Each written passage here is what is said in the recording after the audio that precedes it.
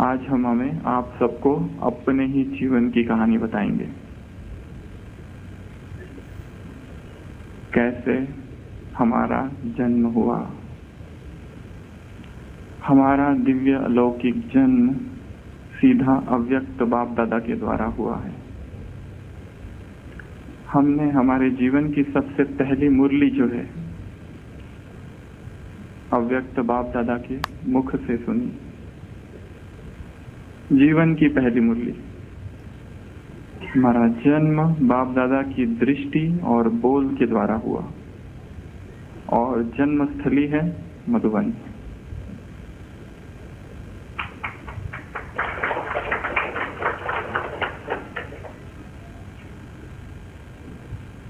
हम देखते हैं कि हमारा जो जीवन था, जब तक हम 12th स्टैंडर्ड तक आए, जैसे कि संपूर्ण अंधकारमय मैं कहूंगा।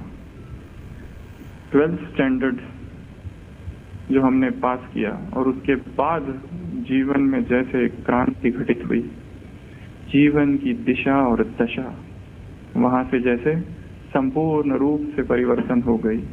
जीवन जो संसार की ओर बहा जा रहा था वो वहां से मुड़कर अध्यात्म और ईश्वर की ओर मुड़ गया। 12th स्टैंडर्ड की एग्जाम हमने पास की, हमने अभी दी थी और उसके बाद में हमारे जो लौकिक पिता है, सेवाग्राम मेडिकल कॉलेज का अपना एक मेडिकल कॉलेज है, उसकी एक एंट्रेंस एग्जाम देनी होती है। उसमें 3 सब्जेक्ट होते हैं, फिजिक्स, केमिस्ट्री और बायोलॉजी, और एक चौथा सब्जेक्ट होता है जिसका नाम था गांधीयन थॉट्स, जिसमें महात्मा गांधी के जीवन चरित्र का अध्ययन करना होता है और उसका एक पेपर होता है।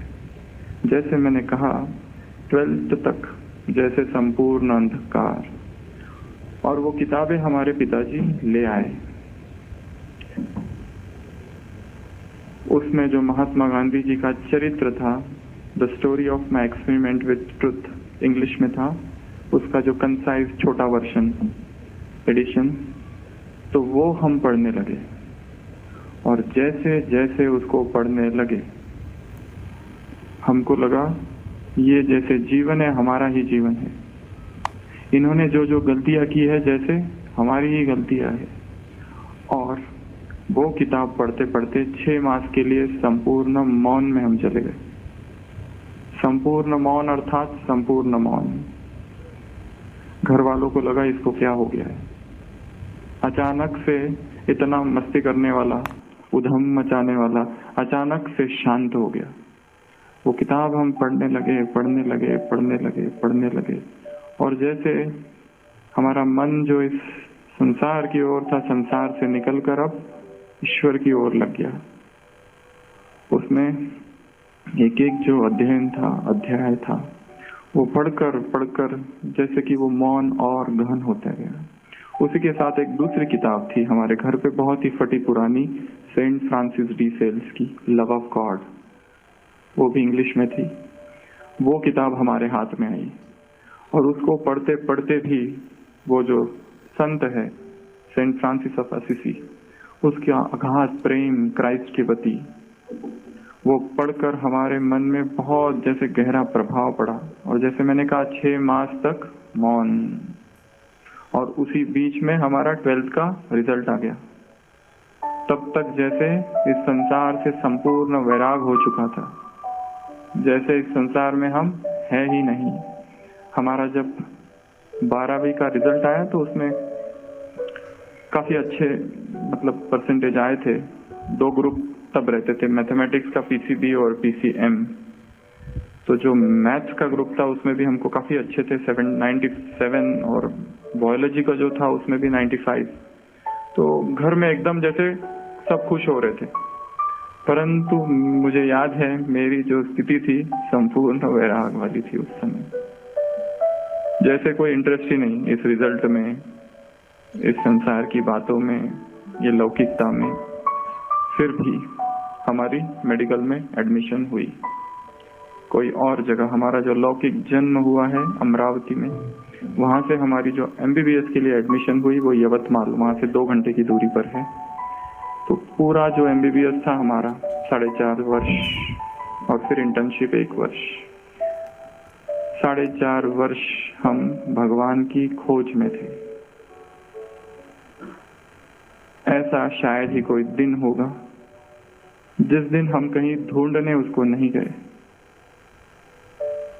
उसी बीच असंख्य राम कथा, भागवत कथा, ज्ञानेश्वरी, अलग अलग जो शास्त्र होते हैं, जो कथाएं जो गलियों में होती है, गांव में, यहाँ वहाँ, वो हम सुनते थे।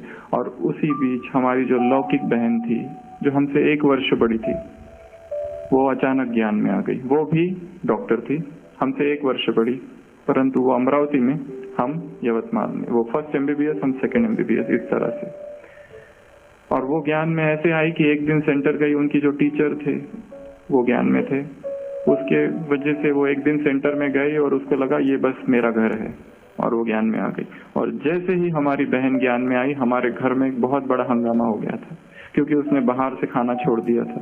तो हमारे पिताजी ने उनकी सारी किताबें फेंक दी, वो लाइट था वो भी फेंक दिया, और हम दूसरी ओर थे। हम थे भक्ति में, और हमारी बहन बिना भक्ति के सीधा ही ज्ञान में आ गई, और वो भी फिर छुप छुप के सब कुछ। तो हम फिर राम कथा सुनते थे, भागवत कथा सुनते थे, और जो हम सुनते थे घर पे आकर सुनाते थे कि भगवान श्री राम कहते हैं। तो हमारी बहन कहती थी, अच्छा वो त्रेता वाला राम। तो मैं बहुत आश्चर्य होता था, ये क्या है इसका। हम उसको बहुत सारी किताबें देते थे भक्ति के पढ़ने के लिए। वो कहती थी, पाना था सो पा लिया, वाह मेरे भाग मुझे मिले भगवन। मुझे याद है इस्कॉन की भागवत कथा थी वहां पर। इस्कॉन पता है, हरे कृष्ण सुना होगा। हम 7 दिन जबरदस्ती उसे लेके गए, सुबह और शाम। तो वो यहाँ वहां देखती रहती थी बस, और आते समय कहती थी 1 मिनट सेंटर चलना है। तो हम कभी नहीं जाते थे, हम बाहर रुकते थे, वो अंदर जाती थी। एक ही बार बस सेंटर गए, जब मुरली चल रही थी, हम जाकर बैठे और महावाक्य चला था, भक्ति है रात, ज्ञान है दिन। हम उठ के बाहर। हमने बहुत प्रयत्न किया हमारी बहन को ज्ञानी बनाने का।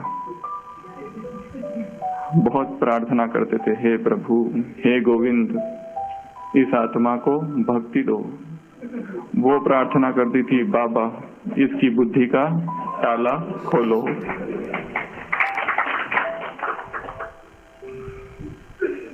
तो हम दूसरी जगह, वो इस जगह, क्योंकि उसका भी बहुत विरोध हुआ था, इसके लिए वो शांत थी, चुपके से जाती थी। परंतु हमारी जो भक्ति थी वो तो रुकने का नाम नहीं उसका, और ही तीव्र और ही तीव्र और ही तीव्र वेगी होती गई। यहाँ तक हमें याद है कि हमारी सेकंड MBBS की पढ़ाई जो है, हमने श्री कृष्ण ज्ञान मंदिर जो था हमारे हॉस्टल के पीछे, वहां पर बैठकर की थी। तो ये जो संपूर्ण पीरियड था 4.5 years, जैसे कि खोज चल रही थी, और इस बीच में कई सारी भक्ति की किताबें हमारे हाथ में आई, और एक एक करके हमने उसको पूरा किया। जो भी किताब आ गई उसको पूरा किया। 4.5 साल पूरे हुए। उसके बाद में जो पहला टर्निंग पॉइंट था मौन का, अब एक दूसरा आया। वहां पर एक अलका श्री जी करके है, जिसको विदर्भ की मीरा कहते हैं, उनकी राम कथा थी। हमने 7 दिन तक वो कथा सुनी, और जैसे फिर से वो मौन की अवस्था आ गई, जैसे कि हमको लगा हम खो गए थे इस MBBS में कहीं। ये तो जैसे हमारा लक्ष्य ही नहीं था, और उसमें भी मतलब पढ़ाई में हम ठीक थे, हमारा सारा ध्यान भक्ति की ओर, और एक तरफ ये मेडिकल, जो आज सुबह कुमार ने प्रश्न पूछा, लौकिक और अलौकिक पढ़ाई, ये द्वंद्व था। दिवस रात राम युद्धाचा प्रसंग, अंतर बाह्य जगानी मन। तो ऐसी अवस्था थी मन की, एक तरफ ये, एक तरफ ये करे या ये करे, ये करने जाए तो ये छूटता है, ये करने जाए तो वो छूटता है। फिर भी जो फाइनल MBBS में उनको अच्छे मार्क्स मिले थे, रादर मेडिसिन में आई वाज ओवरऑल टॉपर, परंतु हमारा मन अंदर से अनासक्त था इन सब बातों में। तो जो इंटर्नशिप होती है जिसमें पेशेंट्स देखने होते हैं, अलग अलग डिपार्टमेंट में जाना होता है, वो 1 साल का पीरियड था। उस साल के बीच में हमने थोड़ा विवेकानंद का लिटरेचर भी थोड़ा थोड़ा पढ़ा। जैसे उसमें एक महावाक्य जो उनका था कि they alone live who live for others, rest are more dead than alive. वही जीते हैं जो दूसरों के लिए जीते हैं। इतना गहरा असर पड़ा मुझ पर इसका कि मुझे अपना संपूर्ण जीवन जो है वो सेवा में व्यतीत करना है। और बचपन में जो एक गीत था मराठी का, उसका हमारे चित्त पर बहुत बहुत गहरा असर पड़ा। सर्वस्व त्यास अर्पीन बलसागर भारत हो। ये जो गीत था इसका जैसे कि अवचेतन पर जाकर असर पड़ा। हे जीवन ना तरी व्यर्थ, मी सिद्ध मराया लाहो, बलसागर भारत हो। पूरा गीत हमको पता नहीं था, वो तो हमने बाद में सुना, पर तब की बात हम कह रहे हैं। केवल ये छोटे मोटे छोटी छोटी लाइनें, छोटी छोटी उसकी जो ये थी, कितना गहरा में अंदर में चली गई कि हे जीवन ना तरी व्यर्थ, मी सिद्ध मराया लाहो। तो जीवन का लक्ष्य ही जैसे बहुत ऊंचा था, क्या करना था वो पता नहीं था, परंतु करना बहुत बड़ा कुछ था। तो हमने वो जो 1 साल था इंटर्नशिप का, शिवज्ञाने जीव सेवा, जो जे जे भेटीजे भूत, ते ते मानीजे भगवंत। जो भी पेशेंट है वो पेशेंट नहीं है, परंतु कौन है? स्वयं नारायण। और जब हम अपनी बहन को बताते थे तो वो कहती थी हम सबको आत्मा आत्मा देखते हैं, और हम कहते थे हम सबको परमात्मा देखते हैं। अब बताओ तुम बड़े या हम बड़े? फिर से द्वंद्व। तो वो द्वंद्व तो चालू ही था। तो वो इंटर्नशिप मुझे याद है जैसे कि दिन रात ये ध्यान ही नहीं था कि कुछ सीखना है। सीखना तो लक्ष्य ही नहीं था। जैसे लोग कहते थे तुम दिन रात इधर ही रहते हो, सुबह भी इधर, दोपहर को इधर, रात को इधर, सोते कब हो? दिन रात इधर ही। क्योंकि वो एक जैसे आग थी, आग जो जैसे 4.5 साल तक जो दबा हुआ था कि मुझे कुछ करना है, और अचानक से अवसर मिल गया। तो जो भी दिख रहा है जैसे कि आंसू आ जाते थे अगर हम किसी की ड्रेसिंग करते थे। वो क्यों होता था वो मुझे पता नहीं चलता था। हमने कभी पूछा भी था, हमारे एक मराठी के मैडम थे उनसे कि ऐसा क्यों होता है।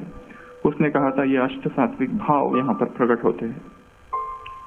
चलो वो बात तो इंटर्नशिप भी पूरी हुई, और उसके बाद में था अब क्या करना है। जैसे कि ये इंटर्नशिप जैसे कि 1 साल जो था केवल सेवा और सेवा और सेवा और सेवा, बस यही लक्ष्य, आगे हमें कुछ नहीं करना है। उसके बाद में हमारा जो छोटा भाई था वो भी MBBS में, हम तीनों ही घर में डॉक्टर थे। तो वो दूसरी जगह था, नागपुर में था। तो वो 2 साल छोटा हमसे, तो हम उसके कमरे में गए। तो वहां पर हमने पोस्ट ग्रेजुएशन की पढ़ाई चालू की। हमारी इच्छा थी नहीं, पर सब लोगों ने जबरदस्ती कहा कि तुम पोस्ट ग्रेजुएशन करो, तुम ऐसा करो, वो करो, ऐसा करो, वैसे करो। तो हम वहां गए। अब वहां जो हुआ वो तीसरा टर्निंग पॉइंट जो जीवन का आया। वहां हम पढ़ाई चालू किए, पढ़ना, लाइब्रेरी में जाना, GMC नागपुर, किसी ने देखा होगा तो वहां हम जाते थे। फिर धीरे धीरे धीरे 1-2 मास के बाद ही फिर से जैसे मेडिकल की पढ़ाई से फिर वैराग आ गया। तो वहां पर हमने फिर से वही सत्संग चालू किया, फिर राम कथा को ढूंढा, फिर भागवत कथा को ढूंढा, सारा कुछ ढूंढा। फिर वहां पर एक रामकृष्ण मठ था, फिर वहां पर जाने लगे।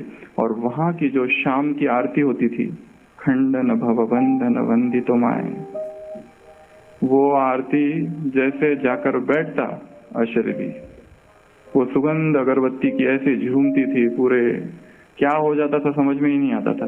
बस मगन अवस्था हो जाती थी, जैसे वो गीत बजता और मगन अवस्था।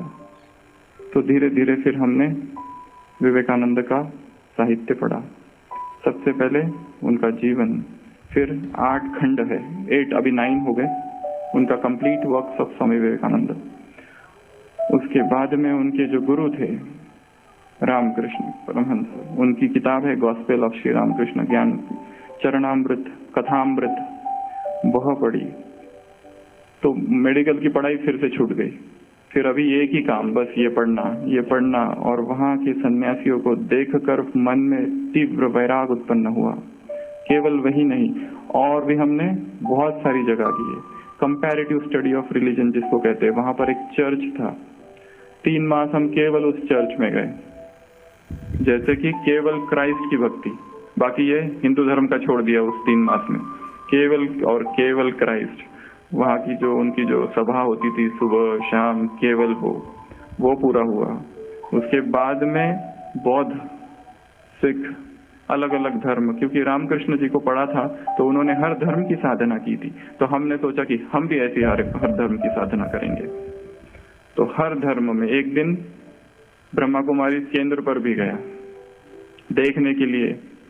तब तो विवेकानंद पढ़ा नहीं था। विवेकानंद पढ़ने के बाद जैसे बुद्धि थोड़ी सी बड़ी हो गई थी कि सारे जो मार्ग हैं भगवान की ओर जाने वाले हैं। जो कहते हैं कि बस मेरा ही मार्ग राइट है, वो कट्टरवादी फैनेटिक्स। तो वहां हम गए और बुद्धि में हमने तब तक हमारा जो बाइबल और ये वो जैसे कि पूरा की पूरा याद हो गया था। मतलब इतना उसका पढ़ के एक लाइन उसकी कहाँ क्या है, मार्क्स में क्या है, मैथ्यू में क्या है, ल्यूक में क्या है, इसमें ये है, उसमें वो है। तो हम सेंटर गए तो एक ब्रह्मा कुमारी बहन किसी को कोर्स करा रही थी। तो हम भी वहां जाके हमने कहा हम भी बैठते हैं। तो उसने कोर्स चालू किया। तो फिर हमने 1-2 ऐसे प्रश्न पूछे कि उसने कहा ये मुझे पता ही नहीं। वो चैप्टर चालू था कि God is light, Jesus Christ का। उसने कहा ये बाइबल में लिखा है। हमने कहा बाइबल में कहाँ लिखा है? तो उसने कहा बाइबल में लिखा है बस। मैंने कहा ओल्ड टेस्टामेंट में लिखा है कि न्यू टेस्टामेंट में लिखा है? तो उसने कहा तो जीसस क्राइस्ट ने कहा है। तो मैंने कहा ओल्ड न्यू टेस्टामेंट मार्क में लिखा है कि मैथ्यू में लिखा है? तो वो बोले वो नहीं पता, मैं बड़ी बहन से पूछ के कल बताऊंगी। तो हमने कहा छोड़ो, तो इसको क्यों परेशान करे, चलने दो इनका जो कर रहा है। हर मार्ग वैसे भगवान की ओर जाता है, तो ये भी एक मार्ग है जो परमात्मा की ओर जाता है। परंतु उस समय हमारे मन में इतना तीव्र वैराग था, जैसे हम सोच रहे थे कहाँ जाऊं। और सोचा कि अगर ब्रह्मा कुमारी में जाता भी हूं तो यहाँ तो सारी बहनें ही रहे। हम जाएंगे तो सीधा अंदर, वो आने जाने वाले हम नहीं बन सकते। जाएंगे तो सीधा अंदर, तो यहाँ तो भाई कोई दिखता ही नहीं है, सबसे पहली बात, इसके लिए रिजेक्ट। तो वहां हमारे भाई के कमरे में बैठकर हमने ये पढ़ा वो पढ़ा, इधर गए उधर गए, और इतना वैराग जैसे इतना तीव्र हो गया, इतना तीव्र हुआ। 2 मार्ग दिखने लगे। एक मेडिकल जिसमें पेशेंट, पोस्ट ग्रेजुएशन और उनकी सेवा करना। दूसरा मार्ग ये एक तरफ, दूसरा मार्ग संन्यास, परमात्मा प्राप्ति और विश्व कल्याण। ऐसे 2 विजन्स, इधर जाऊं या इधर जाऊं, इधर जाऊं या इधर जाऊं। और धीरे धीरे संन्यास का जो पलड़ा था वो भारी हुआ और ये हमको लगा तुच्छ है। अथतो ब्रह्म जिज्ञासा, जब तक यह नहीं जाना ब्रह्म क्या है, ये सब सेवाएं व्यर्थ है, इसमें तो अहंकार आ सकता है। सारा संसार ही तो कर रहा है ये सेवा, हमें ये सेवा नहीं करनी है, हमें तो कुछ और करना है। पहले परमात्मा को पाना है। Seek ye first the kingdom of God and his righteousness and all these things shall be added unto it। सबसे पहले परमात्मा का राज्य प्राप्त करो, उसके बाद में संसार की जो चीजें वो स्वतः ही आ जाएगी। बाइबल का एक वाक्य हमारे मन में जैसे गूंजते रहता था, seek ye first the kingdom of God, पहले उसके राज्य को प्राप्त करो। तो हम वहां हमारे भाई के कमरे में मौन 6 मास। हमारे भाई को पता ही नहीं हमको क्या हो रहा है, वो वहीं एक ही कमरे में, वो अपना जा रहा है कॉलेज, आ रहा है, पर उसे ये नहीं पता हमें क्या हो रहा है।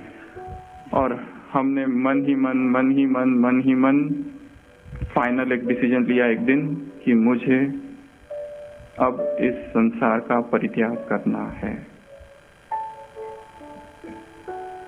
विवेकानंद ने एक जगह कहा है, I don't want ambiguous type of personality who are half monks and half householders. मुझे ऐसे संदिग्ध व्यक्तित्व नहीं चाहिए जो आधे सन्यासी है और आधे गृहस्थी है। एक तो इधर रहो या तो आउट। आई हेट मैरिजेस, एक दूसरा वाक्य था। तो ऐसी सारी बातें सुन सुनकर वो वैराग जो था वो तीव्र हो गया और हमने ये सोचा कि अब मुझे संन्यास लेना है। परंतु लू कहाँ? स्पिरिचुअल बाजार भी बहुत बड़ा है।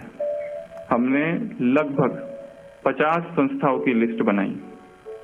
रामकृष्ण मिशन, चिन्मय मिशन, योगादा सत्संग सोसाइटी, ऐसी 50 इंस्टीट्यूशंस की लिस्ट। ब्रह्मा कुमारी सबसे लास्ट क्योंकि इसमें सन्यासी नहीं है, इसमें ये बहनें हैं, इनके साथ हमको नहीं रहना है। तो 50 इंस्टीट्यूशंस की लिस्ट, और एक दिन आया और फिर हमने उसमें से फिर फाइनलाइज किया कि रामकृष्ण मठ में जरा ठीक है, यहाँ हम जाएंगे। और तब तक रामकृष्ण परमहंस की जो किताब है, वो एक किताब है वचनामृत। जितने लोगों ने वो किताब पढ़ी है, आधे से ज्यादा लोगों ने संन्यास लिया है। ऐसी वैराग की बातें है उसमें। वो जो 2 वॉल्यूम में है, Ramakrishna Charitramrit, Gospel of Shri Ramakrishna volume 1 volume 2। और उसके बाद ये जो हमने निर्णय ले लिया, फिर फाइनल हमने निर्णय लिया कि हमको यहाँ जाना है रामकृष्ण मठ में। एक दिन अचानक हमने हमारे भाई को बताया कि हम संन्यास ले रहे हैं। वो एकदम घबरा गया, एकदम डर गया, बोला क्या, एक बार घर पे बता दो और फिर जहाँ जाना है जाओ। मैं कहा मैं घर पे नहीं बता रहा हूँ, कहीं पर नहीं बताऊंगा, मैं अभी के अभी जा रहा हूँ। तो वो बिल्कुल एकदम रोने लगा कि नहीं ऐसे मत करो, घर पे एक बार बता दो। तो हमने कहा ठीक है। तो हम घर गए और घर पे जैसे बताया, एक बहुत बड़ा धमाका हुआ, जबरदस्त धमाका। ऐसा धमाका कि 1 मास तो हमको घर में ही जैसे बंद कर दिया। हमको समझाने के लिए लगभग 150 लोग आए, तुझ आहे तुझ पाशी, ऐसी सारी भाषा बोलते हुए कि जो पाना है इधर ही पा, यहीं पर तुमको कुछ बना के देंगे आश्रम, यहीं पर तुम आश्रम को साधना करो पर संसार को नहीं छोड़ो। फिर कितनी 3 सत्यनारायण की पूजा हुई। गणपति जो था, हमारी माता जी ने उसको पानी में डुबो दिया। संकट, परम संकट जो आ गया अचानक। 3-4 कुंडलियां निकाली गई। कई लोग आए समझाने के लिए, और हमारे पास भी बहुत सारे तर्क थे। जो भी आता था वापस ही जाता था। हमारी बहन कहती थी तुम्हारी बुद्धि में शास्त्रों का भूसा भरा है। हमारी बहन करती थी तुम्हारा तमो प्रधान वैराग है। तो मैंने कहा तुम्हारा सतो प्रधान है, तुमने कुछ किया नहीं और तुम्हारा सतो प्रधान वैराग है। तो 1.5 मास तो घर पे ही थे। यहाँ तक कि हमारे पिताजी ने एक ऐसे व्यक्ति को लाया जो रामकृष्ण मठ में पहले सन्यासी था, अब रामकृष्ण मठ के विरोध में है और उसके विरोध में प्रचार कर रहा है। उसको कहाँ से ढूंढा पता नहीं, और उसको बराबर लेके आए और उसने हमको बहुत समझाया कि मत जा इधर, हमारा जीवन बर्बाद हो गया ऐसे वैसे। हमने कहा हम नहीं सुनने वाले, तुम्हारे वजह से बर्बाद हुआ है तुम्हारा जीवन। सन्यास को दोष नहीं दो, सन्यास तो पवित्र आश्रम है। तुम, the fault is yours, not the सन्यास। तो हमने किसी की नहीं सुनी, किसी की मतलब किसी की भी नहीं सुनी। जबरदस्ती हम अपने पिताजी को नागपुर लेके गए रामकृष्ण मठ में। वहां पर वो जो स्वामी थे उनसे मिलाया, बिल्कुल नहीं सुना। फिर हम अपने पिताजी को जबरदस्ती पूना लेकर आए। पूना में दांडेकर ब्रिज, वहां लेकर आए। पहली बार हम भी वहां ही आए और रात भर वहां रुके। हमारे पिताजी ने वहां का खाना भी नहीं खाया, ये लोग कुछ तो कर देंगे हिप्नोसिस। वहां पर हम रुके, दूसरे दिन फिर भी नहीं माने। फिर हम वो जबरदस्ती मुंबई लेके गए। मुंबई में रामकृष्ण मठ खार वेस्ट, वहां लेके गए। वहां पर भी जैसे, वहां तो फिर हमारा जो वैराग था इतना तीव्र हो गया था, हमने बाल वगैरह भी काट दिए थे तब तक तो, कि अभी बस तैयारी ही है जाने की। और याद है मुझे मेरे जीवन में आया हुआ पहला क्रोध। तब तक क्रोध क्या है मुझे पता नहीं था, क्रोध क्या होता है। पहला क्रोध जो लोहे का एक सब्बल जैसा था, हमने हाथ में ले लिया था एक बार, अगर मेरे मार्ग में कोई आया तो मार दूंगा। इतना क्रोध, क्योंकि हर दिन नए नए लोग आ रहे हैं और वो बात चालू करते थे इधर उधर की, मेडिकल की बातें कर कर कर कर कर कर बराबर वही पॉइंट पर आते थे कि यहाँ पर बहुत अच्छा एक नौकरी है, यहाँ ज्वाइन कर लो, फिर वहां ज्वाइन कर लो, फिर कोई किसी की बेटी है उसकी शादी, और ये सब प्रपोजल अलग अलग भिन्न भिन्न रूप से आने लगे। तो हमको एक दिन क्रोध आया था इसके बारे में। तो जब हम मुंबई में थे तो वहां तो हमने कह दिया कि हमारे पिताजी को अब बस हम यही रहेंगे, आप जाओ अब यहाँ से। इतना मतलब वो जो कहता है ना पिशाच, मतलब एकदम वैराग की तीव्र अवस्था, इतनी तीव्र अवस्था कि ये संसार चाहिए ही नहीं, यहाँ की कोई वस्तु नहीं चाहिए। हमारी इतनी सारी किताबें थी, अलग अलग जो हमने जमा की थी, सारी हमारे पिताजी ने छुपा के रख दी। कहाँ छुपाई पता नहीं, वो अब तक नहीं पता कहाँ है। हमको हमारे पिताजी ने एक लेटर लिखा था to Atal Bihari Vajpayee, prime minister of India. My son has been hypnotised by Ramakrishna Mission. 6 page का एक बहुत लंबा लेटर प्राइम मिनिस्टर को भी लिखा था। यहाँ तक ऐसा कोई भी प्रयत्न नहीं छोड़ा, ऐसा कोई भी प्रयास नहीं छोड़ा कि जो उन्होंने नहीं किया मुझे रोकने के लिए। परंतु जितना उन्होंने रोका उतना ही वैराग और तीव्र हुआ। इसके लिए अगर कोई कहता है मैं संन्यास लेता हूं तो जाने देना, वापस आ जाएगा। अगर रोकोगे तो वो वैराग बढ़ेगा।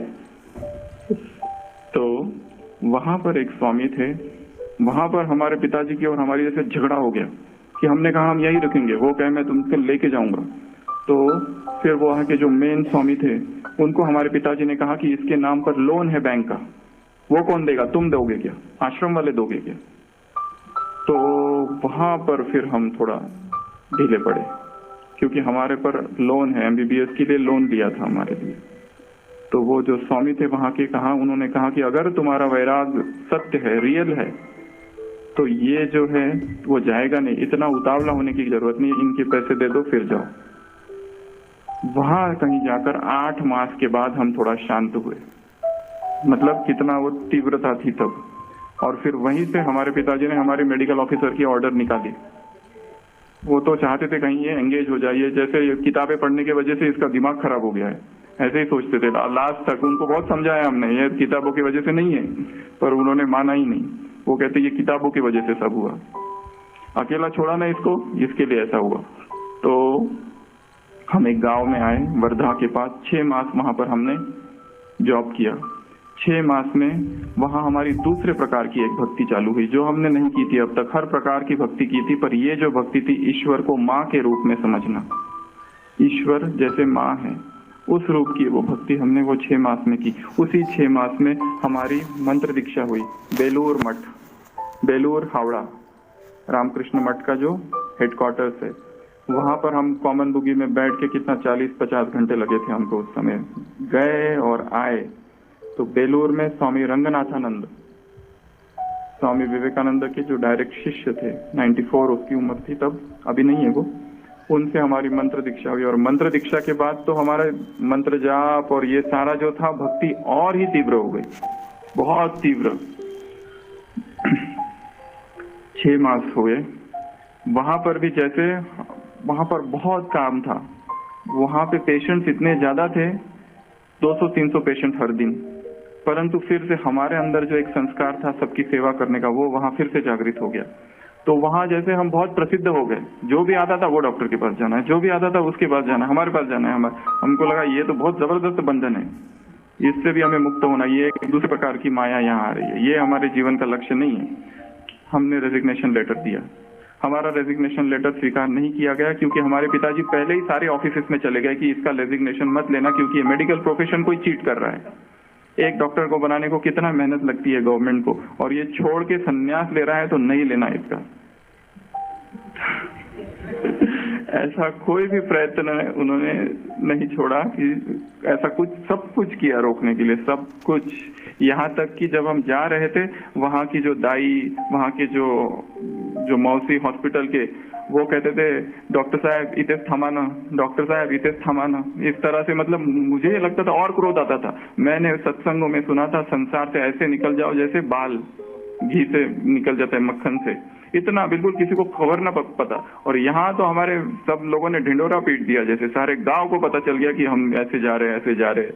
तो वो भी एक जैसे थोड़ा क्रोध था अंदर कि इनको कहाँ से पता चला। जहां पर भी जाते थे एक ही चीज, रुको ना, क्यों जाते हो, यही करो ना, कितनी अच्छी सेवा कर रहे हैं।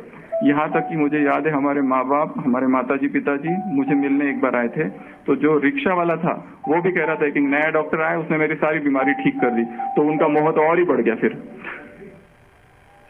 तो इतना मतलब ये था, और हमारी स्थिति एकदम वैराग की थी, इतना सूक्ष्म वो वैराग था। 2 अवस्थाएं थी, एक तरफ वैराग और दूसरी तरफ ईश्वर प्राप्ति, परमात्मा मिलन की लगन। कैसे उसको पाऊं? और इनको तो समझ में ही नहीं आ रहा है मैं ये क्यों कर रहा हूँ। उनको तो लग रहा है ये किताबों की वजह से ही हो रहा है, पर एक तरफ जैसे वो आग थी ईश्वरीय प्रेम की, प्रभु प्रेम की। क्योंकि हम वहां पर रामकृष्ण मठ में तो वहाँ इतने सारे उपनिषद थे, एक एक करके सारे उपनिषद पूरे किए। वहाँ जो जो किताबें थी, भक्ति का जो जो लिटरेचर था, वो एक एक करके सारा पूरा किया। डिवाइन लाइफ सोसाइटी और क्या क्या क्या क्या, Christian, Roman Catholic Saint, Saint John, Saint Bernard, Saint Francis of Assisi, इतने एक एक करके, और एक एक किताब से तीव्र वैराग कि जैसे अभी भगवान को पाना है, अभी उसे पाना है। तो एक तरफ तो परमात्मा प्रेम, एक तरफ वैराग, और दूसरी तरफ ये विरोध। ऐसी हमारी अवस्था थी। मुझे याद है इसी अवस्था में हमारी बहन हमको जबरदस्ती एक माता के पास लेके गई थी एक बार। वो माता गीता पाठशाला चलाती है। उसको लगा शायद कुछ कर दे, तो वो हमको उस माता के पास लेके गई। वो माता ने हमको बहुत पावरफुल दृष्टि दी, हमने भी उसको बहुत पावरफुल दृष्टि दी। उसको लगा कि हम उसको दृष्टि देकर शायद इसका बुद्धि थोड़ा इसको रोक दे। तो हम तो उस अवस्था में थे, सर्व खलविदम ब्रह्म, प्रज्ञानम ब्रह्म, ब्रह्म सत्य जगन मिथ्या। ये सब मिथ्या है, जो दिख रहा है केवल भास है। ये सेंटर, वो ब्रह्मा कुमारी, ये कपड़े, ये सब कुछ भास ही भास है। जगत मिथ्या है, प्रज्ञानम ब्रह्म। वेदांत का अध्ययन किया था, उपनिषदों का, तो उपनिषदों के जो वाक्य है वो जैसे रग रग में समाये थे। तो ये सब मिथ्या है। इसके लिए